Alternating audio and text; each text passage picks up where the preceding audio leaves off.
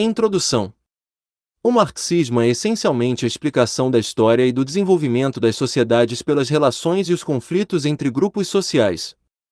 Se o marxismo do século XIX foi inteiramente dedicado ao estudo do grupo fundamental, isto é, a classe social que tem as suas raízes no processo de produção, o marxismo do século XX foi levado a compreender a importância dos grupos não fundamentais, que não se apresentam classes, que não têm raízes no processo de produção, mas que não deixam de representar um papel importante no desenvolvimento da nossa sociedade e da sociedade de transição entre o capitalismo e o socialismo. Entre esses grupos, digamos secundários, a burocracia ocupa incontestavelmente o lugar principal. Se o marxismo do século XX foi levado a descobrir o problema da burocracia, foi porque esse problema, nascido do movimento operário nos anos de 1898 a 1899, se desenvolveu e ocupou no plano ideológico uma importância cada vez maior. Claro, para que os teóricos pudessem entendê-lo e analisá-lo no domínio ideológico, foi necessário que esse epifenômeno se tivesse manifestado na vida e na prática das organizações operárias. Tentaremos aqui distinguir os dois aspectos fundamentais do problema, o aspecto teórico e o aspecto histórico. E procuraremos responder às seguintes questões. O que é a burocracia operária? Como ela aparece e como se desenvolve? Como pode desaparecer? Como se manifestou concretamente este fenômeno na história do movimento operário? Quais são as diversas atitudes e respostas que as diferentes tendências do movimento operário deram a este novo problema? E conceitos de base sobre a burocracia. 1. Gênese do fenômeno burocrático. O problema da burocracia no movimento operário coloca-se sob o aspecto mais imediato, como o problema do aparelho das organizações operárias, problema dos funcionários permanentes, problema dos intelectuais pequeno-burgueses, que aparecem em certas funções de direção média ou superior, no seio das organizações operárias. Quando durante muito tempo as organizações operárias são reduzidas a grupos muito pequenos, a seitas políticas ou agrupamentos de autodefesa de uma grandeza numérica muito limitada, não existe qualquer aparelho, não há funcionários permanentes e o problema não se coloca. Mas, apesar de tudo, pode-se levantar a esse nível a questão das relações com os intelectuais pequeno-burgueses, que pretendem dar a sua ajuda ao desenvolvimento desse movimento operário embrionário. Contudo, o próprio esforço do movimento operário, o aparecimento de organizações de massa políticas ou sindicais é inconcebível sem o aparecimento de um aparelho de elementos permanentes, de funcionários, e, quem diz aparelho e funcionários, diz já fenômeno de burocratização em potencial. Assim, logo de início, vemos surgir uma das raízes mais profundas do fenômeno burocrático. A divisão do trabalho na sociedade capitalista reserva aos proletários o trabalho manual de produção comum e às outras classes sociais a assimilação e a produção da cultura. Um trabalho fatigante e esgotante, tanto do ponto de vista físico como intelectual, não permite ao conjunto dos proletários adquirir e assimilar a ciência objetiva nos seus níveis mais evoluídos, nem conduzir uma atividade política e social permanente. A situação proletária no regime capitalista é uma situação de subdesenvolvimento cultural e científico.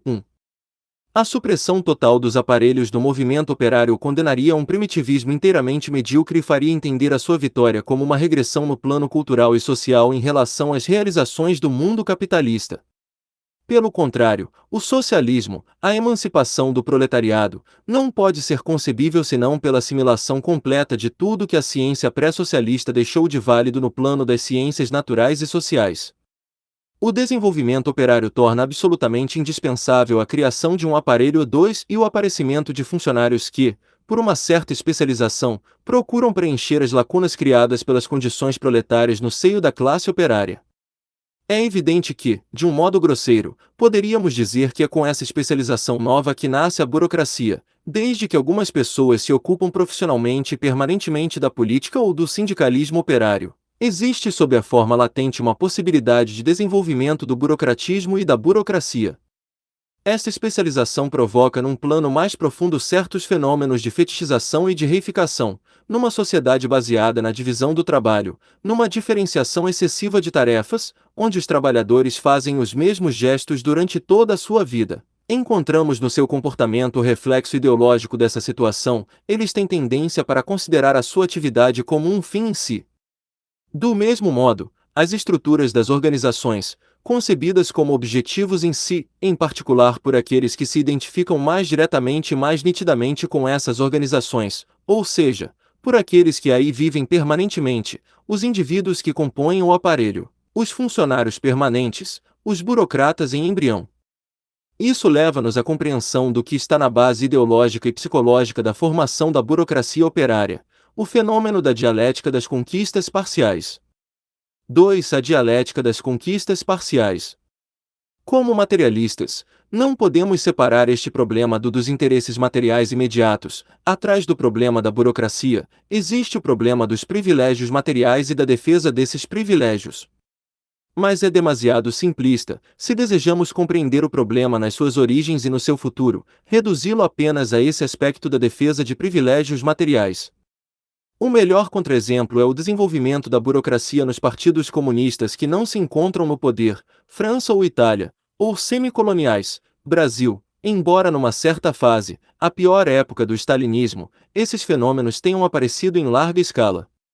Hoje, nos partidos comunistas de massa, os salários dos funcionários permanentes não se mostram superiores aos dos operários especializados e não constituem privilégios materiais a defender.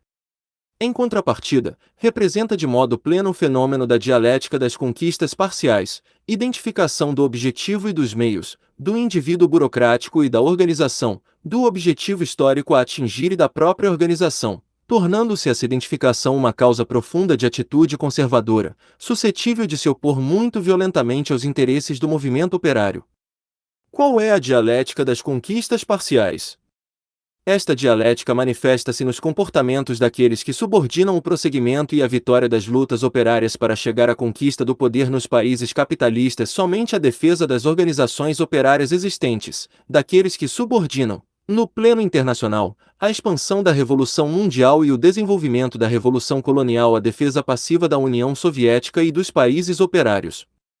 Comportam-se como se os elementos de democracia operária no seio do mundo capitalista e a existência dos estados operários fossem objetivos em si mesmos, fossem já a forma acabada de socialismo. Comportam-se como se qualquer nova conquista do movimento operário devesse subordinar-se de maneira absoluta e imperativa à defesa do que existe. E isto cria de fato uma mentalidade fundamentalmente conservadora. A célebre frase do Manifesto Comunista "Os proletários nada têm a perder senão suas cadeias", é uma frase muito profunda que deve ser considerada como uma das bases do marxismo. Ela confere ao proletário a função de emancipação comunista da sociedade, porque os proletários nada têm para defender. Quando isso não é mais completamente verdadeiro, quando uma parte do proletariado, seja a burocracia operária, seja a aristocracia operária constituída no proletariado dos países imperialistas desenvolvidos, possui uma organização ou um nível de vida superior à condição do nada inicial, corre-se o risco de desenvolvimento de uma mentalidade nova. Não se pode dizer agora que o proletariado nada tem a perder. Em cada nova ação é preciso pesar bem os prós e os contras. Não é verdade que a ação empreendida pode acarretar, em vez de trazer consigo alguma coisa de positivo, a perda do que já se possui? Isso constitui a raiz mais profunda do conservadorismo burocrático no movimento social-democrata antes da Primeira Guerra Mundial e na burocratização dos estados operários, mesmo antes da forma extrema de degeneração da época stalinista. Esta dialética das conquistas parciais deve ser entendida como uma verdadeira dialética, não é uma falsa contradição que se pode resolver por uma fórmula, é uma verdadeira contradição dialética que incide sobre problemas reais.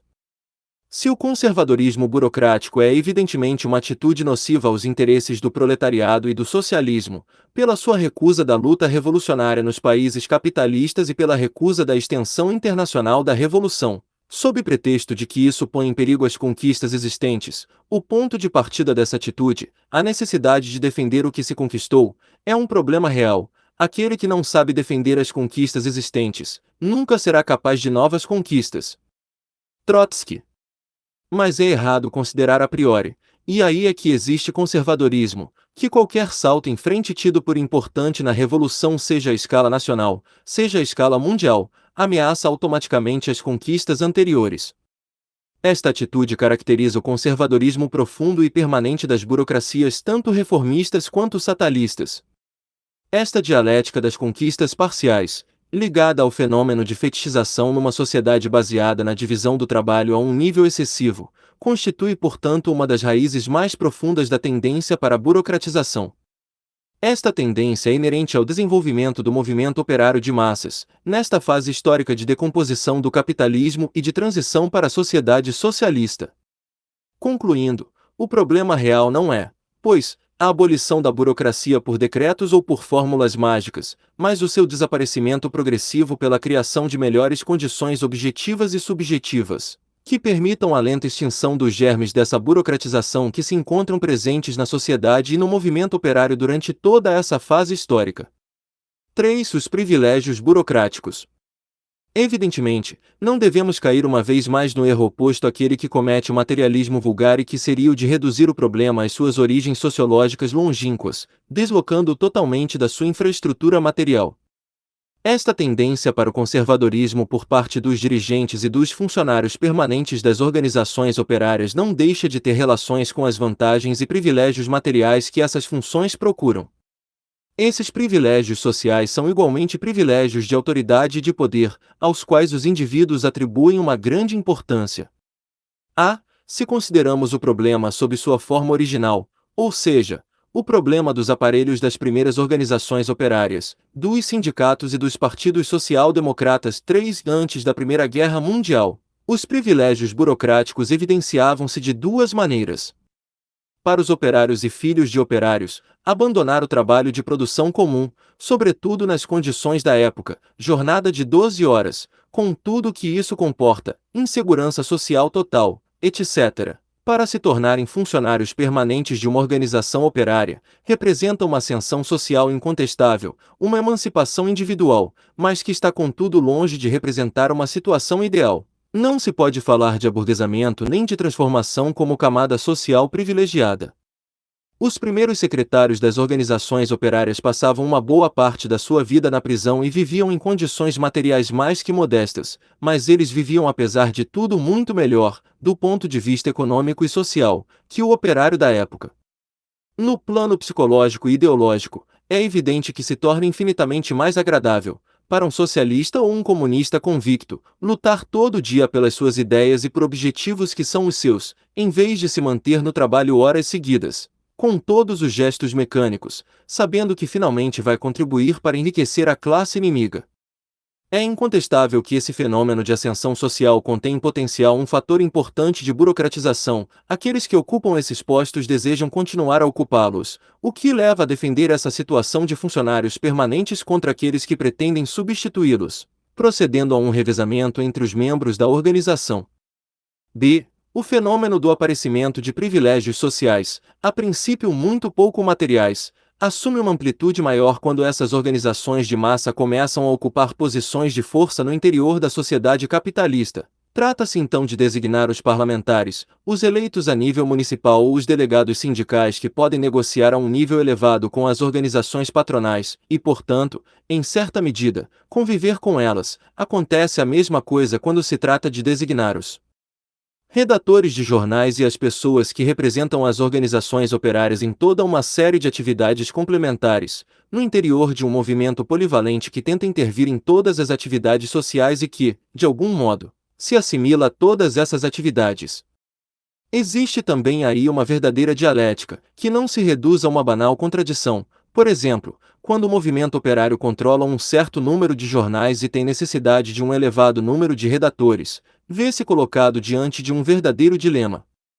Se é aplicada a regra enunciada por Marx para lutar contra a burocracia, colocando os funcionários permanentes ao nível do operário qualificado, corre-se o risco de se produzir uma verdadeira seleção profissional ao contrário. Os elementos mais conscientes politicamente aceitarão esta regra, mas os mais talentosos, que poderiam noutro lugar ganhar melhor a sua vida, serão permanentemente tentados por essa solução fácil. Na medida em que não se mostram suficientemente convencidos no plano político, ver-se-ão em grande parte ameaçados de serem absorvidos pelo meio pequeno-burguês e perdidos pelo movimento operário. Este fenômeno de eliminação é igualmente real para uma série de outras profissões. Nos municípios administrados pelo movimento operário, coloca-se o mesmo problema para os arquitetos, para os engenheiros ou os médicos. A aplicação restrita da regra de Marx arrisca-se a conduzir na maioria desses casos à eliminação de todos aqueles cuja consciência política se mostra insuficientemente desenvolvida. Na sociedade capitalista, com tudo o que ela implica como valores morais e meio ambiente, é impossível construir uma sociedade comunista ideal, mesmo no seio do movimento operário. Isto pode ser realizado no interior de um núcleo de revolucionários extremamente conscientes, mas num movimento operário numericamente mais evoluído, numa democracia burguesa, existe interpenetração com a sociedade capitalista. Há uma inclinação para certas tentações e a aceitação dessas regras torna-se mais difícil. Vemos então surgir a tendência para a burocratização, o desaparecimento dos obstáculos conscientemente levantados contra os perigos de posições privilegiadas abre caminho a essa tendência de uma forma mais nítida. Na última fase histórica, no seio de algumas grandes organizações operárias, a dialética pode mesmo aparecer na sua fase final. Pode verificar-se aí mudança de orientação política, integração consciente no seio da sociedade burguesa e colaboração de classes. As raízes da burocracia multiplicam-se então muito rapidamente. Uma parte dos dirigentes convive de maneira consciente com a burguesia e integra-se na sociedade capitalista. Os obstáculos à burocratização levantados pela consciência socialista desaparecem, os privilégios multiplicam-se. Os parlamentares social-democratas não oferecem já uma parte do salário à sua organização por se contentarem com um salário de funcionário permanente e tornam-se assim como uma verdadeira clientela no seio da classe operária. A partir desse momento, a degeneração burocrática só pode proliferar. 4. A burocratização dos estados operários. Encontramos um processo paralelo em 3 fases na burocratização dos estados operários no período de transição. Em primeiro lugar, os privilégios de autoridade e as vantagens políticas nascidas do monopólio de poder no seio do aparelho de Estado. Em seguida, sobretudo no interior de um país atrasado, dá-se o aparecimento dos privilégios burocráticos, tanto no plano material como cultural.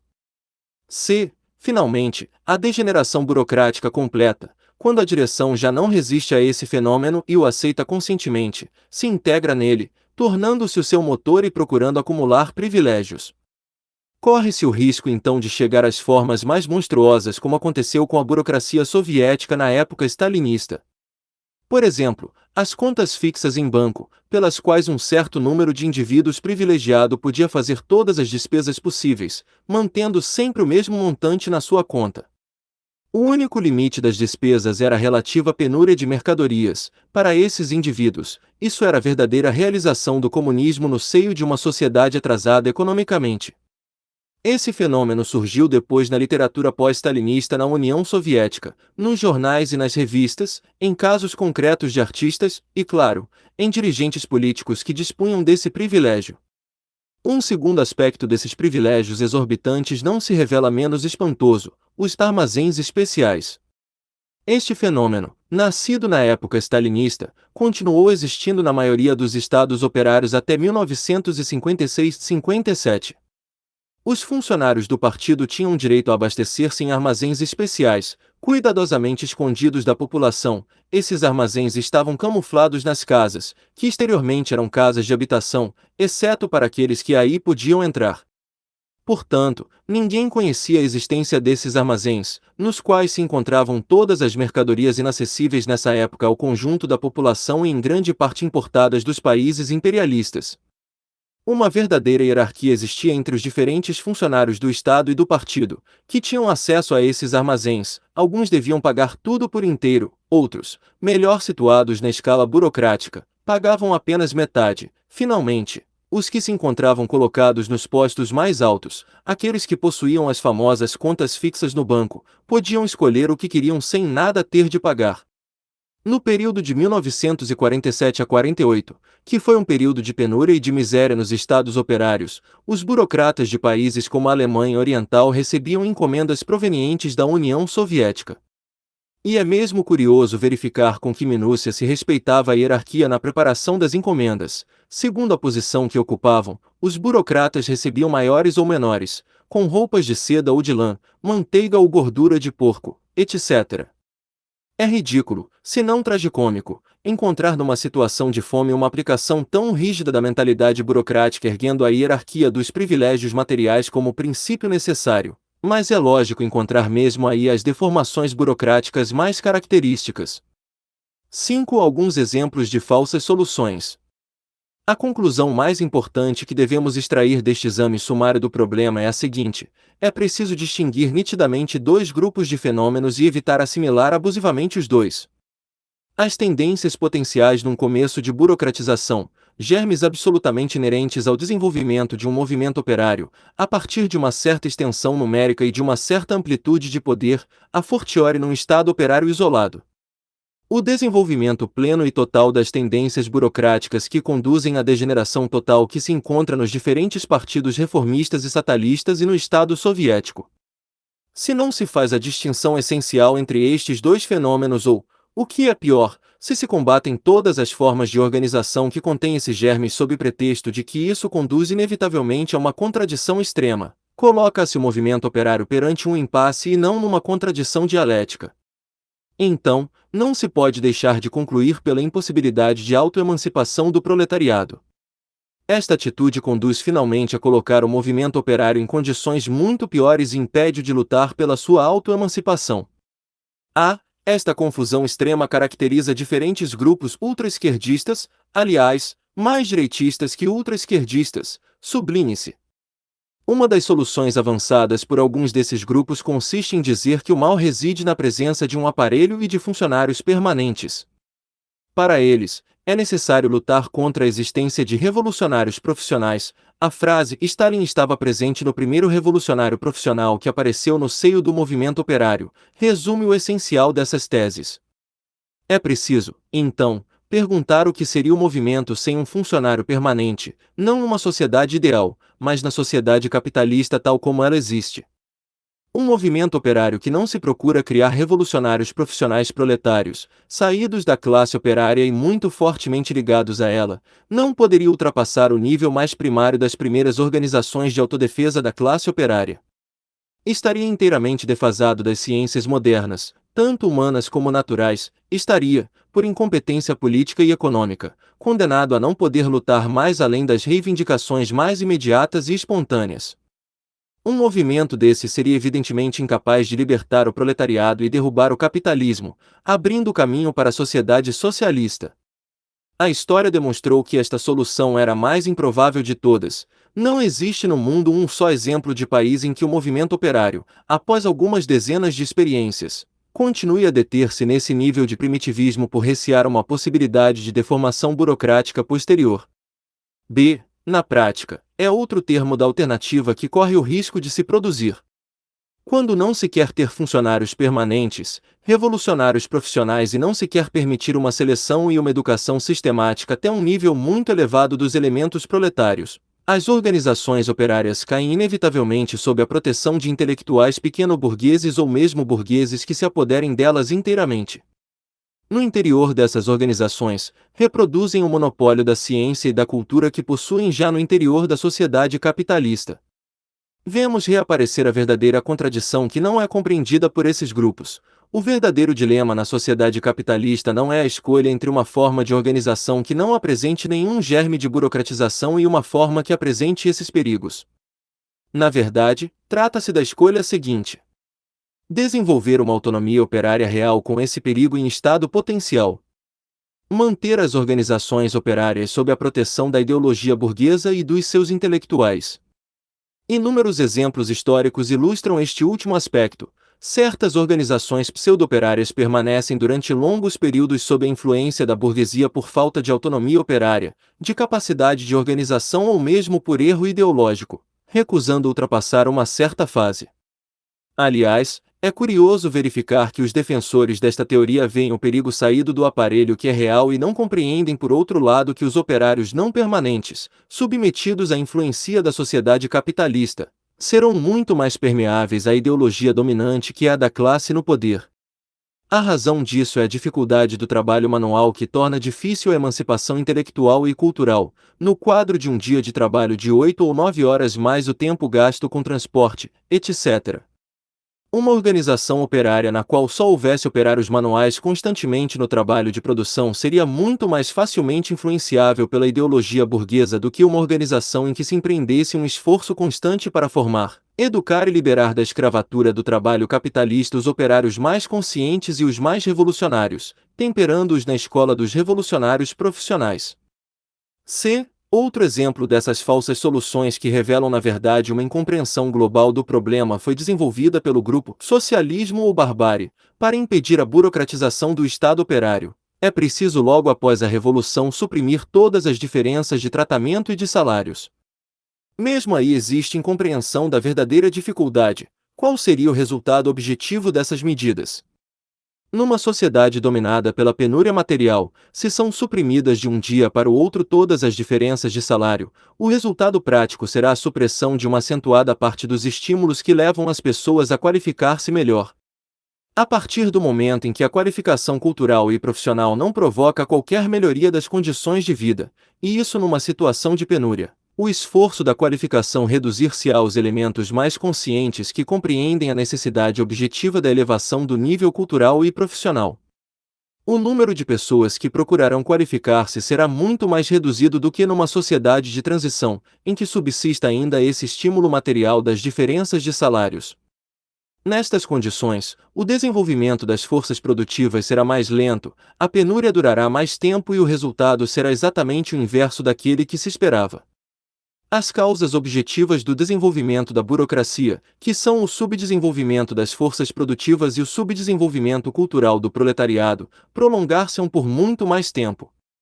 Por outro lado, se é conservada uma certa diferenciação de salários, a qualificação é acelerada e, portanto, igualmente a criação das condições materiais que favorecem o desaparecimento dos privilégios e da tendência para a burocratização. Este exemplo é significativo pelo fato de se tratar verdadeiramente de uma dialética e, portanto, a sua solução deve ser igualmente dialética. 6. As soluções marxistas revolucionárias. Marx não compreendeu todos os aspectos do problema da burocratização de uma forma precisa por falta de experiências históricas. Tendo confrontado apenas uma experiência única de Estado operário que existiu somente durante alguns meses, a Comuna de Paris, daí extraiu, contudo, com uma perspicácia genial, duas regras muito simples e muito profundas, que contêm quase todas as soluções avançadas atualmente pelo movimento operário contra a burocratização. A luta contra os privilégios materiais e o excesso na diferença de salários. Sobretudo, os funcionários políticos do Estado operário não devem ter salários mais elevados do que os de um operário qualificado. Marx acrescenta que o objetivo é sobretudo preventivo, para evitar que certos elementos corruptos não se interessem pelas funções públicas como uma promoção social, por carreirismo. A segunda regra é a elegibilidade e a revogabilidade dos eleitos em todos os níveis, que pode mesmo completar-se pela regra de mudança preconizada por Lenin, o que poderá levar progressivamente a um desaparecimento do Estado, quando as classes tiverem desaparecido e quando cada cidadão tiver feito a experiência concreta da economia e do Estado. A solução marxista revolucionária do problema foi dada pela teoria leninista do partido e pela teoria trotskista do Estado operário e do papel consciente da vanguarda na direção de um Estado operário para lutar contra a burocracia. É preciso ser lúcido e compreender o problema objetivo que é o caráter inevitável da presença, sob uma forma embrionária e potencial, dos germes da burocratização. Paralelamente, é necessário compreender quais são os meios mais eficazes para combater essas tendências e reduzir ao máximo a amplitude das diferentes condições materiais e subjetivas. No plano do partido, o próprio Lenin teve de elaborar, durante alguns anos, não uma autocrítica, mas um certo aprofundamento dos seus pontos de vista, desenvolvidos em Que Fazer, depois que o movimento operário russo passou, com a Revolução de 1905. Pela sua primeira experiência revolucionária de atividade de massas de grandiosa expressão. A verdadeira teoria leninista do partido é constituída por dois elementos. Por um lado, o que Lenin escreveu em Que Fazer, no princípio do século sobre a criação do núcleo do Partido Revolucionário nas condições da clandestinidade. Por outro lado, o que ele descreveu, após a primeira experiência revolucionária de massas do proletariado soviético, após a experiência dos sovietes, dos sindicatos e dos partidos de massas. É necessário compreender ao mesmo tempo a necessidade de certos destacamentos de vanguarda e de partidos de vanguarda, que não podem ser mais do que simples partidos largamente minoritários. Esse destacamento de vanguarda deve ser integrado nas massas sem substituí-las e sem tomar para si algumas tarefas que não podem deixar de ser realizadas apenas por essas massas. A ideia de que a emancipação do proletariado apenas pode ser obra do próprio proletariado não deve ser substituída, na prática nem na teoria, pela ideia de que o Partido Revolucionário é chamado a emancipar o proletariado e a constituir o Estado operário no lugar do proletariado, primeiro em seu nome e depois contra esse mesmo proletariado em certas circunstâncias históricas. Nesta dialética entre vanguarda e as massas e na compreensão das relações que deve ter o Partido Revolucionário com as massas do proletariado, é preciso insistir no fato de que certas tarefas históricas apenas podem ser realizadas com o apoio consciente da maioria do proletariado. Mas o apoio pelas massas de um partido revolucionário não pode conduzir-se a não ser em momentos excepcionais, mas historicamente necessários, o que implica a obrigação de permanecer como um partido minoritário durante todo o tempo em que não existe uma situação revolucionária. A verdadeira teoria leninista do partido reside na compreensão global desta dialética. Daí uma certa forma de organização e uma certa visão do problema dos revolucionários profissionais. Estes últimos não devem afastar-se de uma forma permanente da classe operária, devem poder regressar à fábrica e serem substituídos por outros proletários capazes de fazerem a mesma experiência. É isto que estabelece uma verdadeira circulação do sangue vivo entre a classe e a sua vanguarda, é a teoria da renovação entre os proletários e os revolucionários profissionais. O mesmo se dá no plano dos estados operários na sociedade de transição entre o capitalismo e o socialismo. Foi essencialmente Trotsky e o movimento trotskista que deram as respostas a estas questões.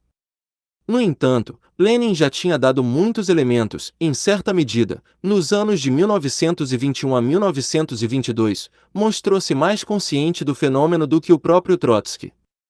Os germes da burocratização que levam à deformação burocrática são inevitáveis numa sociedade atrasada e isolada. De outro lado, o que não é inevitável é a transformação dessa deformação burocrática numa terrível degeneração, como se conheceu na época stalinista. Nestas condições, o papel do fator subjetivo é uma vez mais decisivo. Se a vanguarda revolucionária se mostra consciente do perigo da burocratização, ela saberá combate-lo a todos os níveis. Na organização política do Estado, multiplicará as formas de democracia operária e de intervenção direta dos trabalhadores na gestão do Estado. No plano econômico, desenvolverá ao mesmo tempo a autogestão pelos trabalhadores e o reforço quantitativo e qualitativo da classe operária. No plano internacional, favorecerá a expansão da revolução para quebrar o isolamento da revolução proletária e, assim, combater o processo de burocratização da maneira mais eficaz. Se uma nova vanguarda proletária chega ao poder num novo país, sem desgaste moral ou físico, poderá tomar o comando do movimento, à medida que a revolução internacional se alargar. É esse o terceiro aspecto da revolução permanente de Trotsky.